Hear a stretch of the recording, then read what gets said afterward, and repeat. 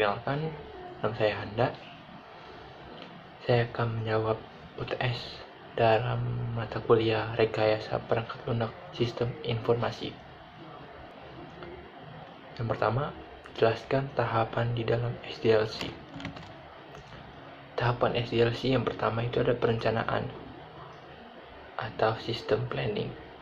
Lebih menekankan pada aspek studi kelayakan, pengembangan sistem, feasibility study.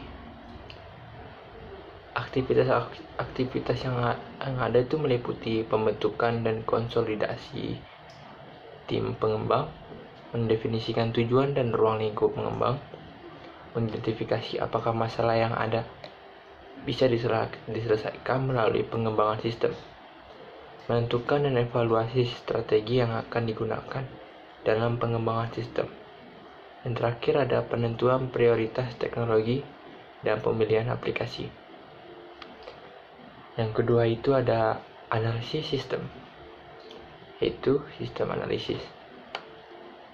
Analisa sistem adalah tahap di mana dilakukan beberapa aktivitas, seperti melakukan studi literatur untuk menemukan suatu kasus yang bisa ditangani oleh sistem. Brainstorming dalam tim pengembang mengenai kasus mana yang paling tepat dimodelkan dengan sistem. Lalu ada mengklasifikasikan masalah, peluang, dan solusi yang mungkin diterapkan untuk kasus tersebut. Lalu ada analisa kebutuhan pada sistem dan membuat batasan sistem. Yang terakhir, mendefinisikan kebutuhan sistem. Yang ketiga ada perancangan sistem, yaitu sistem design. Pada tahap ini, features dan operasi-operasi pada sistem dideskripsikan secara detail. Aktivitas yang dilakukan yaitu seperti menganalisa interaksi objek dan fungsi pada sistem. Lalu ada menganalisa data dan membuat skema database. Lalu merancang user interface. Lalu yang keempat ada implementasi sistem atau system implementation. Tahap berikutnya adalah implementasi, yaitu mengimplementasikan rancangan dari tahap-tahap sebelumnya dan melakukan uji coba. Dalam implementasi dilakukan aktivitas-aktivitas sebagai berikut. Yang pertama ada pembuatan database sesuai skema rancangan. Lalu yang kedua ada pembuatan aplikasi berdasarkan desain sistem. Yang ketiga ada pengujian dan perbaikan aplikasi atau debugging. Yang terakhir ada pemeliharaan sistem. Pemeliharaan sistem itu dilakukan oleh admin yang ditunjuk untuk menjaga sistem tetap mampu beroperasi secara benar melalui kemampuan sistem dalam mengadaptasikan diri sesuai dengan kebutuhan.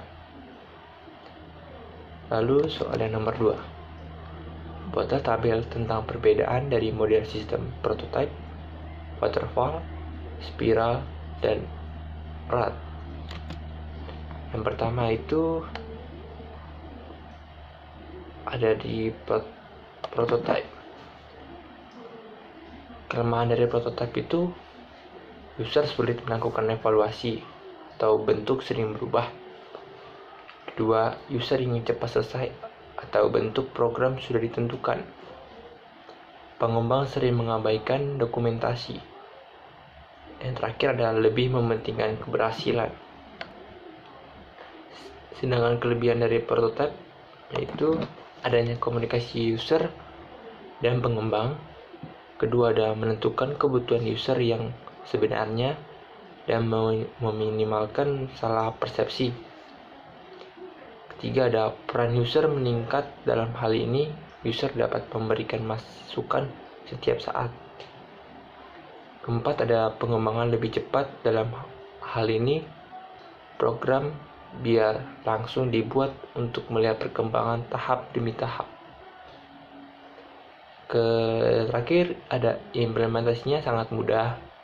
Maksudnya di sini adalah user dapat mengenal perangkat lunak yang akan dikembangkan dan tidak merasa asing sejak user memilikinya. Dari penjelasan tadi, semoga kalian mengerti dari prototype. Lalu ada waterfall. Yang pertama itu ada kelemahan waterfall. Kelemahan waterfall tidak mengakomodasi perubahan requirement atau tidak bias diubah. Yang kedua, risiko ketidakpastian tinggi. Yang ketiga, model yang buruk untuk proyek berorientasi objek. 4. Model yang buruk untuk proyek kerja jangka panjang. Lalu ada kelebihannya dari waterfall. Pertama, simpel dan mudah diimplementasikan. Kedua, mudah diatur modelnya. Yang ketiga, ada cocok untuk proyek kecil yang kita buat. Lalu ada mode spiral. Spiral itu memiliki kekurangan, yaitu masih susah membuat pengguna yakin pendekatan program masih susah. Lalu yang kedua, butuh waktu lama untuk memastikan program ini ke dalam status yang pasti jadi.